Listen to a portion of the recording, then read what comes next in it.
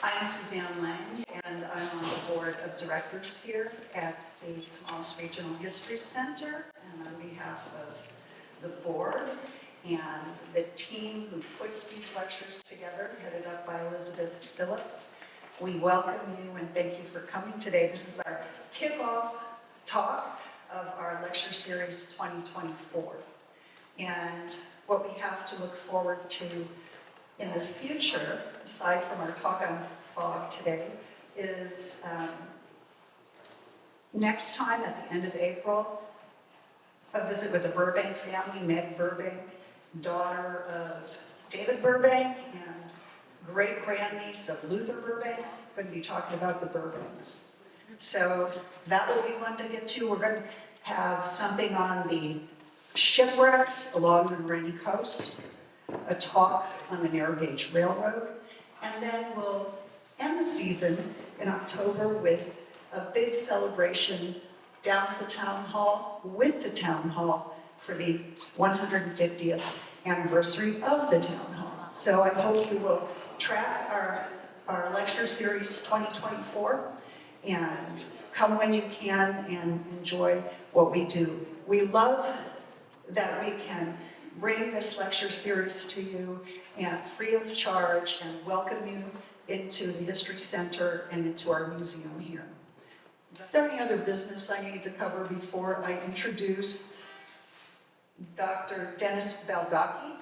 He's a professor of biometeorology at UC Berkeley. Much of his life has been immersed in fog. He would visit his grandparents' dairy near Valley Ford and was raised on an almond and walnut ranch near the Delta. And as an atmospheric science student at UC Davis, he studied trends in fog at Cal and now from your home at Dillon Beach. So without further ado, thank you today, and here you go.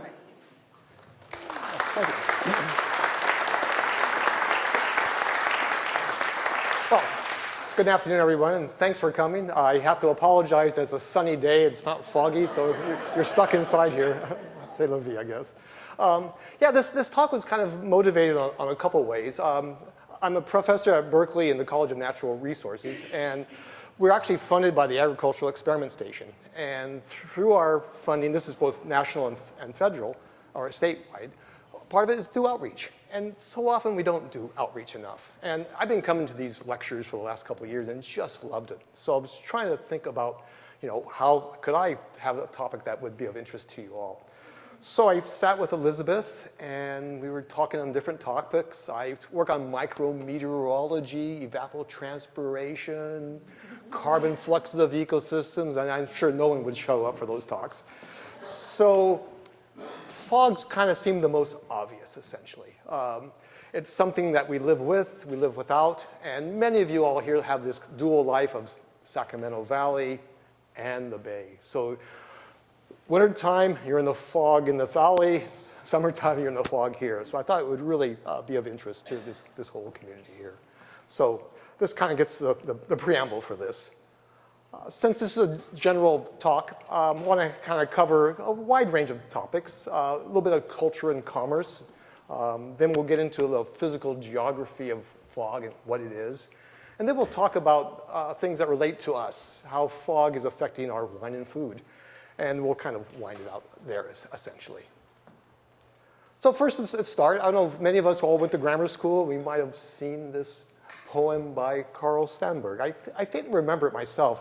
One of my atmospheric scientists published it recently. But fog. Fog comes on little cat feet. It sits looking over harbor and city on silent haunches and then moves on. Who gets that feeling from fog? Yeah, good.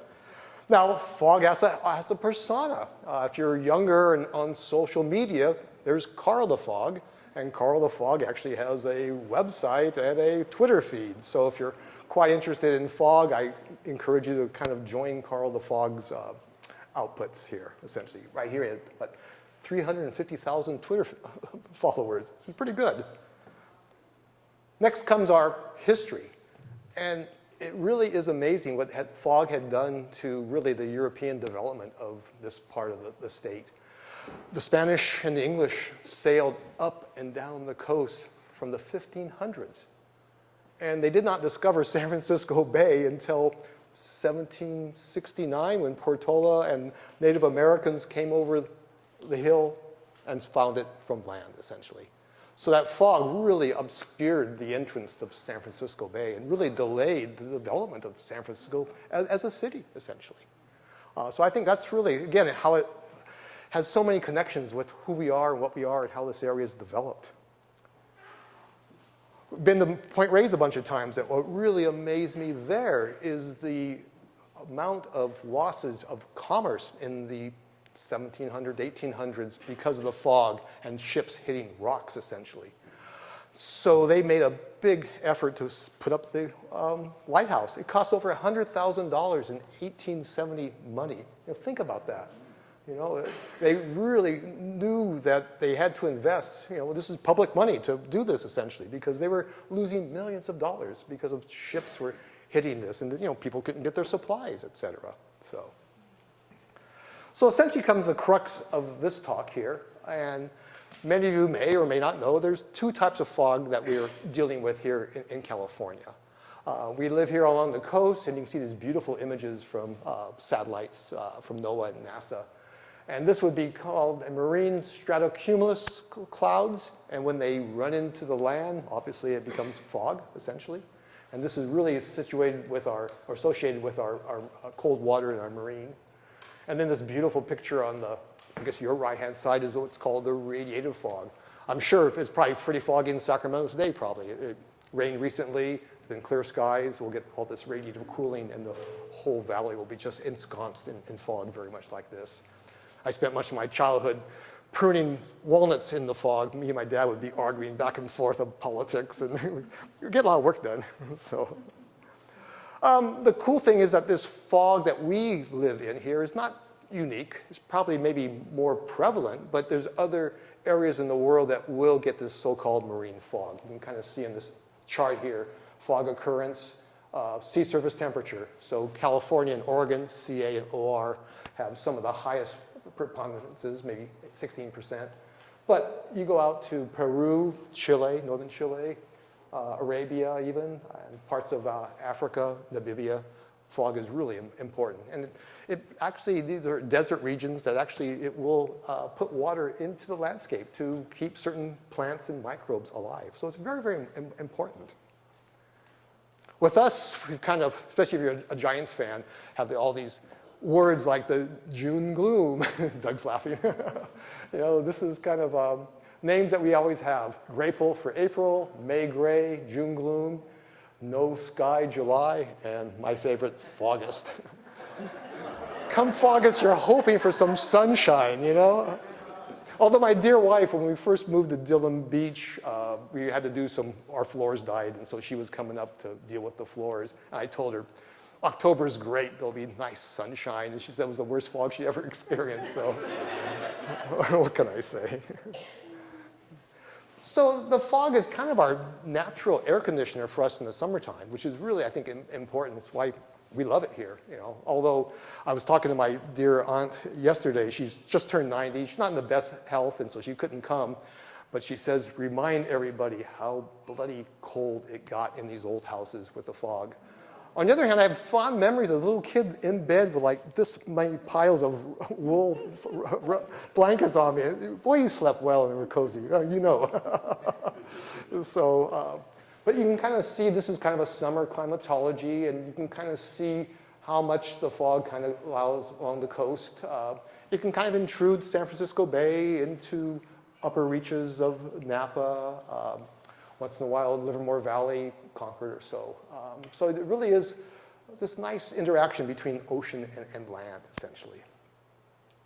So why does this fog associated here? Well, first of all, we have an ocean near us, but our ocean is cold. And it's cold because there's this upwelling. And so you got deep waters that aren't very warm, and they come up. And so now you have this cold water on the surface. And so if you have air interacting with that, it will, what I'll say in a few moments, drop the temperature to what's called the dew point that allows water to condense, essentially. Kind of another story, when my wife and I were first married, we went to South Carolina for a vacation. And she and our son jumped out of the car and just ran and jumped into the ocean. I thought they were crazy. I walked to the edge of the ocean, and I put my toe into the water. It was 80 degrees. So now my kid comes up here surfing, he's got wetsuits this thick here because it's 50 degrees essentially. But yeah, the idea is that we have a couple things that kind of allow this cosmic convergence to occur. We have a high pressure system that kind of sets up, that allows what's called subsidence. It causes the air to sink essentially, and so it kind of prevents convection to occur. You have to have some sort of process that's going to allow the air to move over the ocean. And typically, that's what's happening. I guess you can kind of maybe see this next slide, the valley heating. If you're in Sacramento, Fresno, Stockton, it's 100 degrees. And that's going to cause the air to lift. What goes up comes down. Things have to move to fill in, essentially. And so you're going to be pulling that air across the ocean. And from that, you can kind of have this limitation of this stratocumulus layer, which is quite distinct, essentially. You do have water, first of all, so that water is evaporating, so that's going to put moisture. The cloud level is what's called radiating heat to the free atmosphere, so it's cooling.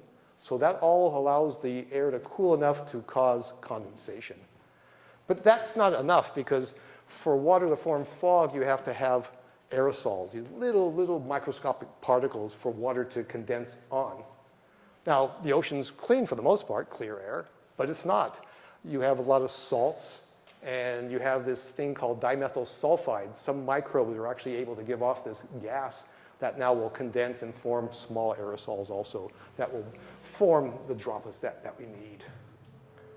Just a little background on this whole idea of condensation. My buddy at UC Davis, Chow Tapa'u, is an eminent biometeorologist and an award-winning teacher. And so he always encouraged me to kind of go back and kind of explain dew point, essentially.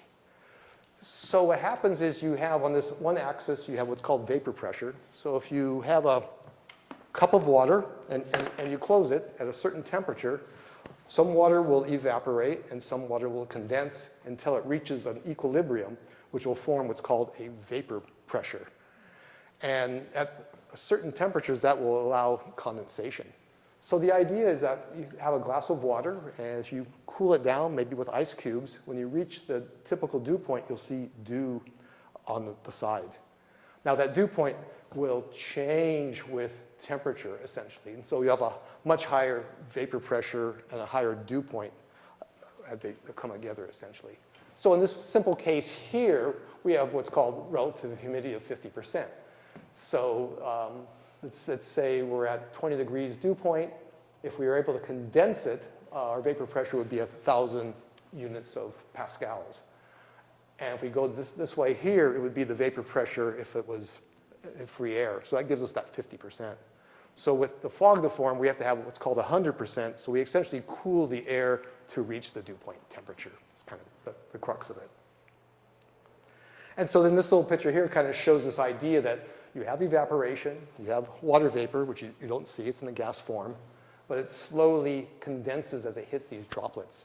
And they'll grow themselves. As droplets will run into other droplets. As once they get wet, they'll start absorbing more and more. And if they kind of stay in that animated suspension, we kind of have that fog.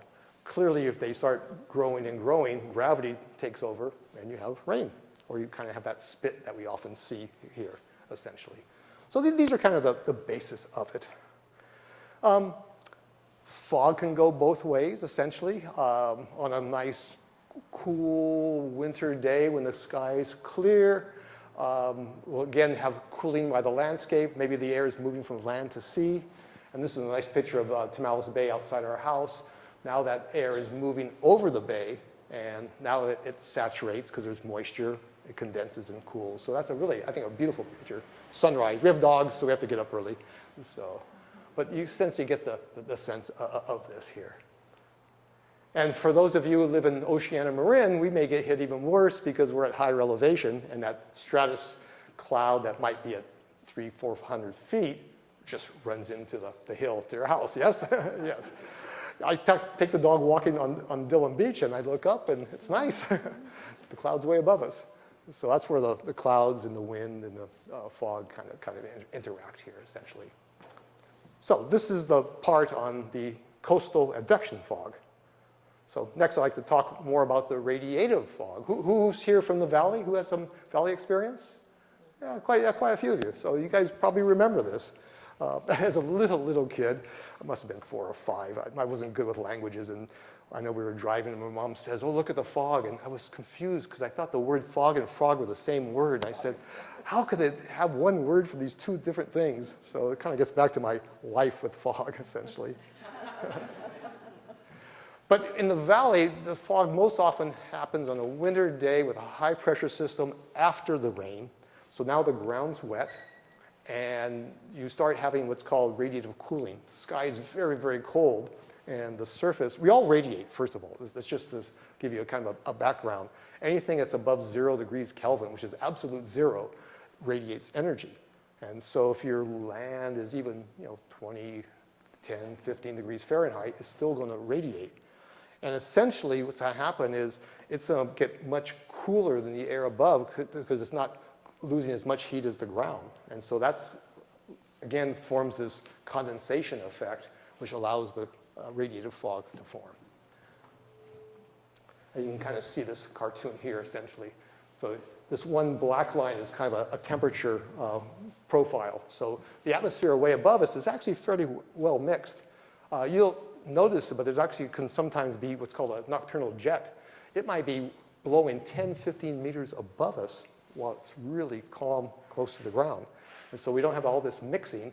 And so again, you have this radiative cooling, the surface gets colder than above, and the atmosphere is very stable. So it kind of caps all that moisture to kind of enhance the fog to form even thicker and thicker and thicker, essentially. So.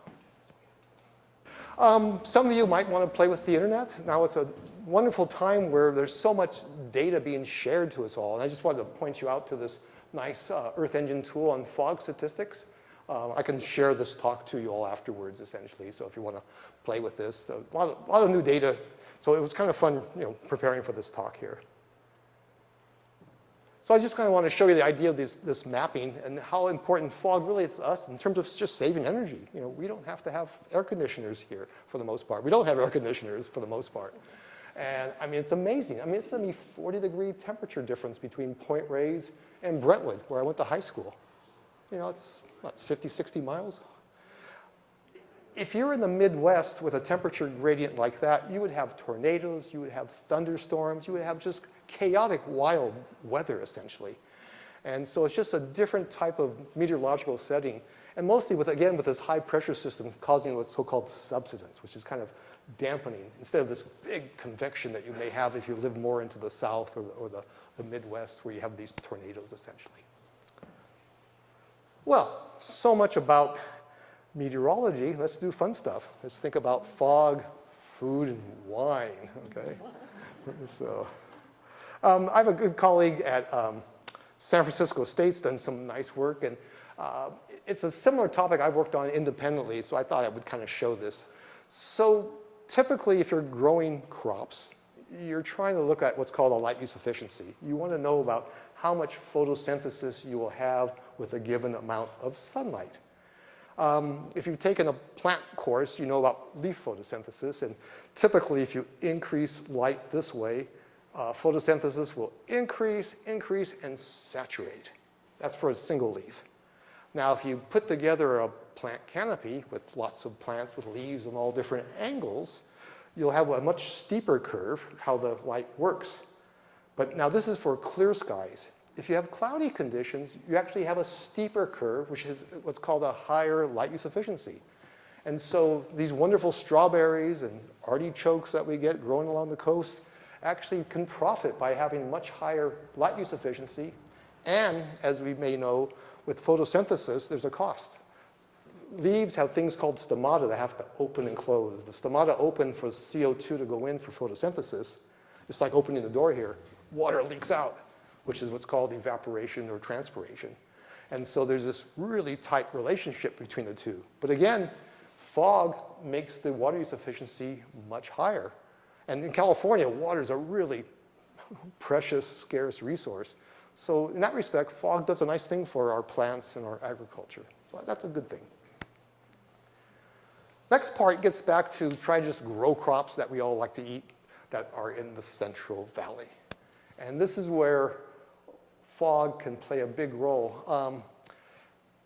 Many of our crops, our almonds, our cherries, et cetera, need what's called winter chill. They need to have maybe 1,000 hours below 45 degrees Fahrenheit or so. Fog helps that happen, essentially. Because if you don't have the fog, you may have these sunny days, and so the leaves and the buds get quite warm, essentially. So this co-occurrence with fog in the Central Valley has been very important for growing the crops we have. I gave a public talk very much like this in the early 2000s to the Knightson Farm Bureau. And after the talk, my cousin Landell Caro, who you see whose picture's right here, came up to me. And he says, Dennis, I grow cherries, and we're finding that we're not getting enough winter chill, and I'm having to put hormones on them to mimic this. And it really made me start thinking that, what's going on? My wife, who I met living in Tennessee, would come out with me to visit my mom and dad, who lived in the Brentwood area. And my mom was always worried about fog and driving out there. And my wife was always saying, fog? What fog? I didn't see any fog. And so it really made me start thinking as a scientist, have there been trends in fog? Are we seeing less fog than we used to?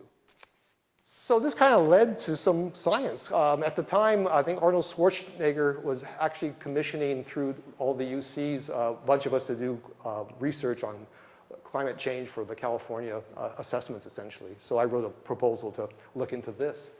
And lo and behold, we were looking at some of the early data sets, and this winter chill in Brentwood was clearly declining quite a bit, essentially. I'm not really good at geographical information systems, but this young fellow named Ike Ludeling was working at Davis, and he was able to produce all these nice maps. And so you can see the 1950s really blew really high number of chill hours when many of us were born, to be honest with you. We're all in the 50s and 60s and 40s and earlier, essentially. But by the time we were doing the work in the 2000s, it's that light blue, and then some of the assessments into the future are really showing really low levels of winter chill. So it really led to this idea of, can we actually quantify the fog also? So the first part of the work was based on weather stations. We have eyes in the skies. We have all these satellites looking over, and we can actually measure the fog. And so I had a good student, Eric Waller, that was able to do that. And so in the first bit, we were actually looking at the fraction of fog days between February and November. And from about 1980, when the temperature, or when the radiation records worked from the satellites, into about 2015, when we saw this, we were kind of seeing this downward trend. The problem with environmental science is these signals are noisy. Often our records aren't long enough, so it's hard to say the final conclusion. But another student working with me and Ellen Goldstein, Ellen Gray, says, I'm really interested in this, and I want to extend this record, and I want to look at two things. I want to look at air pollution and climate change and see what's happening. And so many of us have our experiences as kids in the 60s when the fog was at its worst, and that's also kind of when the air pollution was the worst. And what she found out is that with all the air pollution controls, we've actually put less aerosols in the atmosphere for the water droplets to condense on, and we've actually kind of gone back to a little bit lower level. And so this is kind of the most recent amount of data. And we also put restriction on egg burning. I did my first research as an undergraduate at Davis looking at rice burning and trying to look at how rice burning was affecting the visibility and how well the restrictions were, essentially. So we've changed a lot, essentially. So that's part one of the food and wine. Second's part two. And we have wonderful neighbors here, the Martinis and the Flories here. And I think, how fog affects the climate where they're growing their grapes and the quality of the wines that we drink are really, really important, essentially. And a lot of it gets back to these appellations about their proximity to the fog belt. Napa's kind of close to where that fog comes in, San Pablo Bay, and kind of goes up, and it kind of causes a nice moderation of those temperatures. Valley Ford is just bloody cold. You're not going to grow grapes in Valley Ford. You may want to, and I'm sure some rich people say, oh, let's go plant some grapes in Valley Ford. There's all this land here. Well, there's not water, and it's too bloody cold. But times are changing. They're doing a lot of work on the temperatures in the Napa Valley. And you can kind of see in this one figure here. This is the growing degree days, how much heat is essentially the grapes are exposed to. And if you go back in the 60s, it was about 1,500. And now up to 2020, it's almost over 2,000. And so you talk to the vintners, they're harvesting grapes sooner and sooner and sooner, early September, even August, I think, where they used to be maybe even in October. So we're really, really seeing these changes, essentially. This one's hard to read, so I won't have you look at the figures, but some scientists are really interested in these topics, and they're trying to figure out how will the fog belts move.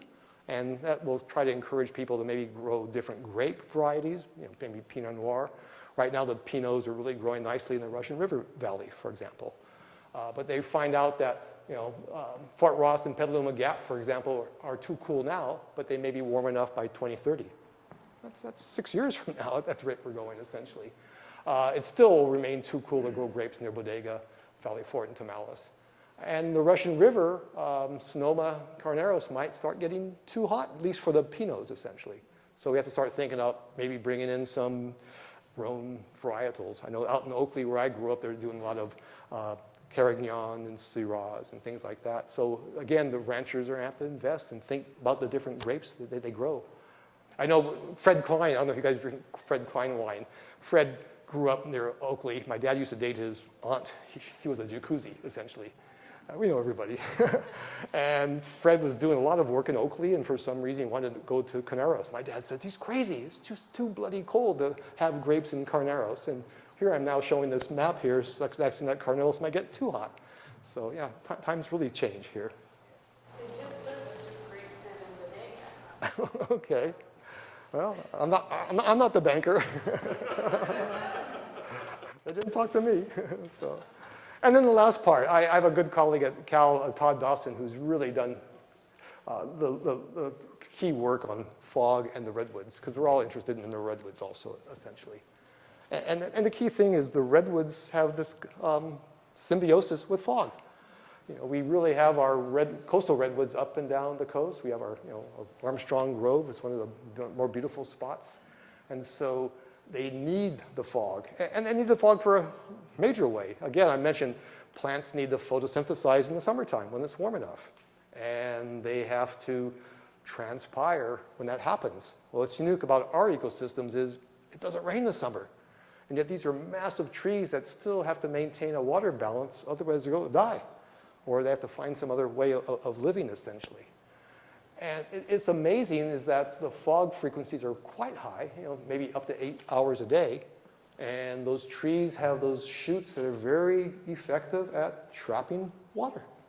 And when I lived in Oakland, I'd go hiking in Redwood Park a lot. And summertime, it was muddy. I mean, there was just, that water was dripping. So you could just see it just from personal experience, how effective they are. So that's really kind of the cool thing about it. Todd, actually, he and his students climb these trees, and they can actually calculate what the water budget is, essentially. So in this case here, the rain might be 3,000 millimeters of input. A meter is about a yard, so we're talking about 10 feet or so. But a good fraction, almost a meter, is just fog input on these massive trees, essentially. And the interesting thing is nearby there was some deforestation, and that deforestation is now affecting the local climate and affecting the water that's available for fog, which is really something. In fact, I wanted to jump ahead. Many years ago, we were at a play in Knoxville, and it was Chekhov's Uncle Vanya. And we're sitting here, and I'm a biometeorologist, think about plants and climate and ecosystem. And This was a quote from 1899. Man is endowed with reason and power to create so he may increase which has been given him. But until now, he has not created but demolished. The forests are disappearing. The rivers are drying. The game exterminated. The climate is spoiled. The earth becomes poorer and uglier every day. So even back then, they kind of had a sense to, these effects here, that you change the landscape nearby, it has connections. Everything's connected. And that's the kind of the stuff we're trying to think about as we're doing this work here. One of the things Todd's been looking at, is trends in coastal fog. That's really the kind of the reason of his work. And so just like our Central Valley fog work, he's been doing some work on trends. And his earlier work actually was showing a downward trend. The story's a little more complicated now as we extend the records. And I think this is important as you all as taxpayers to realize that you're funding research, and it's really important to keep these long-term data records going. It takes a lot of persistence, and often funding agencies say, well, we don't want to take this now, we've done it already. But we get different answers, and I think it's really important with these records to understand, to make decisions that are for the good of all of society. And so this is kind of what Todd's been showing. So when he first published his work up about 2000, there was definitely a downward trend in the fog. Since about 2000, things are a bit flattening off a little bit, so that's encouraging, I guess. So I think I can stop here, and we can open the forum for questions and discussions and personal experiences. This is just a cartoon at the end to kind of summarize, what we have and how this fog is formed. Again, maybe to summarize, we're in California. We're near an ocean that has upwelling. By upwelling, that means that water's cold. That water gets connected with the air, which can cool it to a dew point. There's enough aerosols in the air due to salt or other types of compounds that the water can condense on. And then the air is being pulled in as we have the heating in the Central Valley to kind of cause our nice air conditioner here. So keep dry. Thank you for your attention. I look forward to questions, comments, suggestions. So.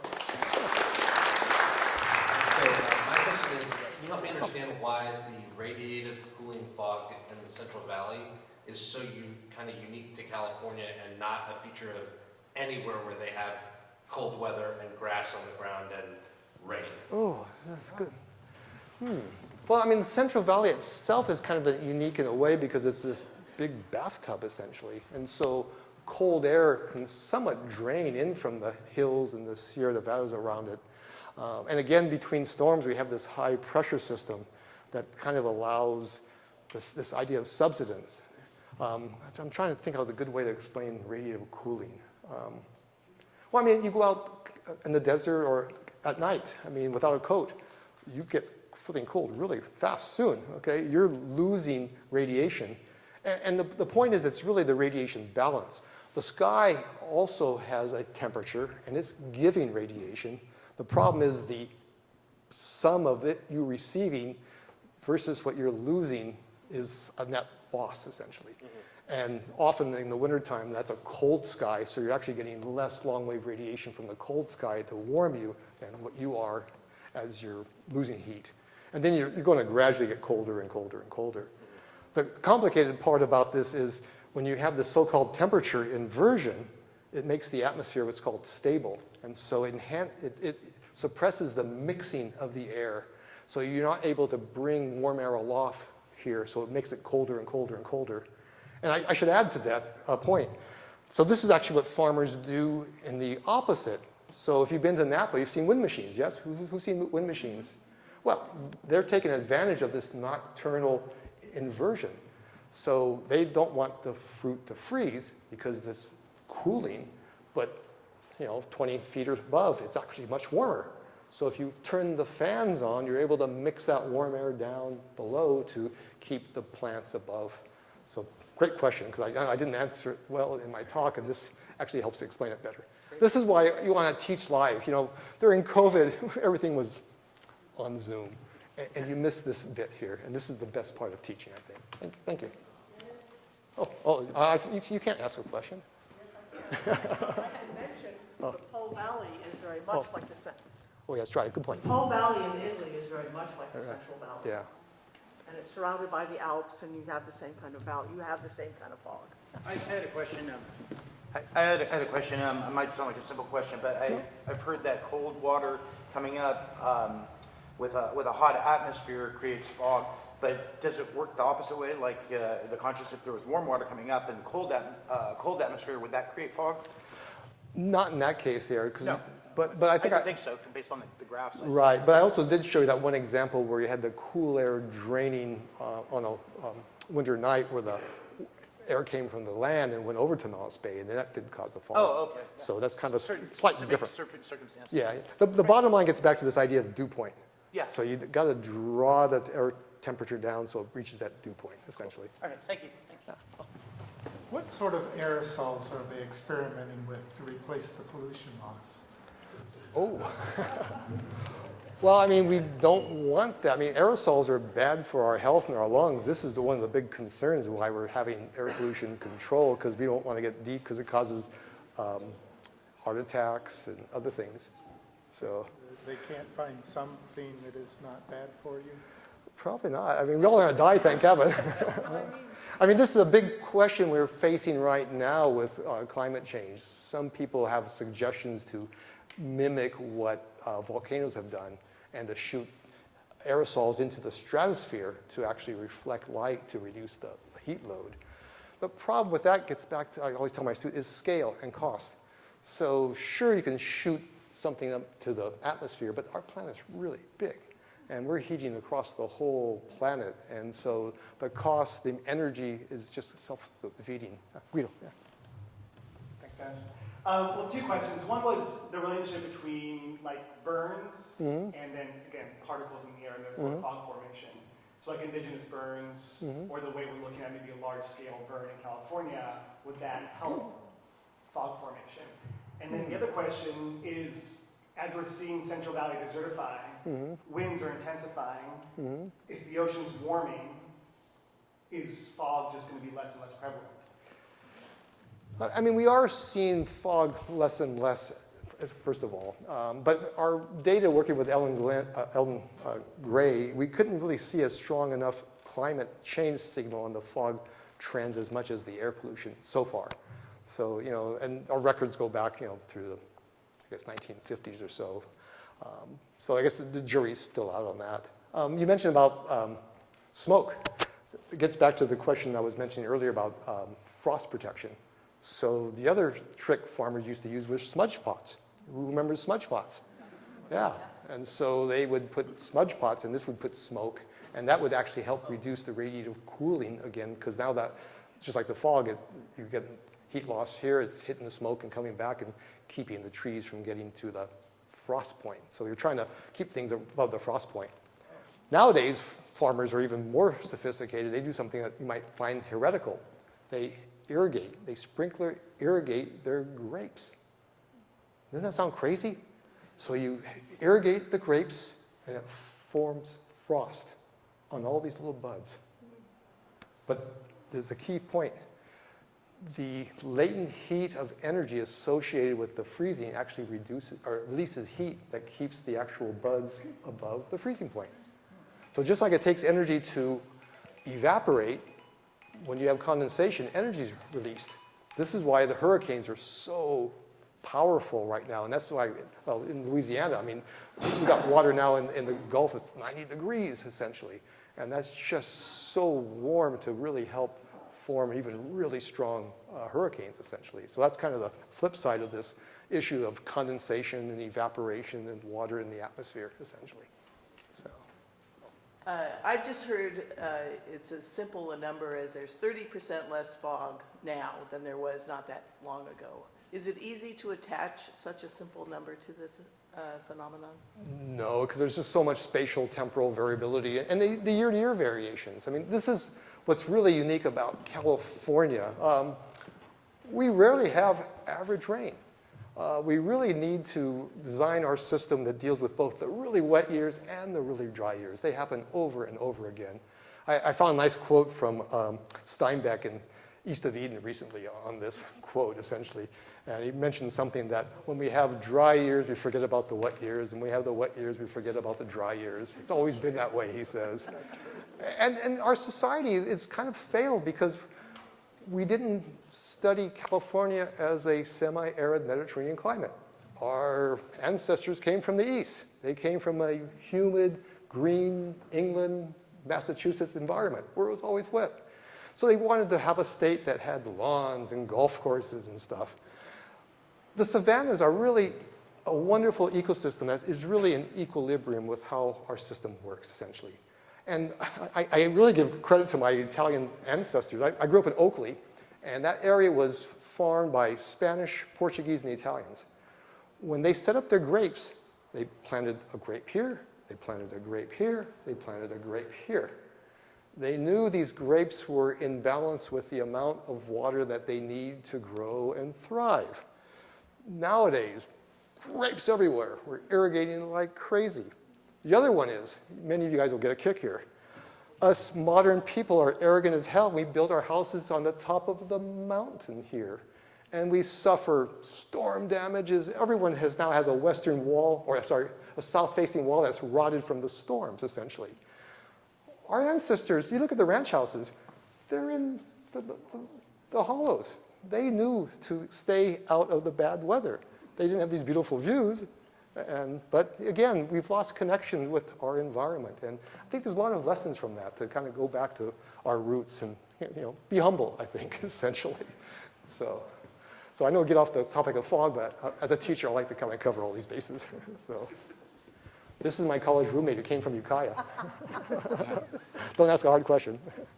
Well, it's a chemical question. Since I teach my students about the Nernst equation now. you mentioned a compound that's produced in the ocean called dimethyl sulfide. Yeah. Okay, that one's new to me. When it's an aerosol, when it combines with the fog, will it make it slightly acidic? Will it dissociate?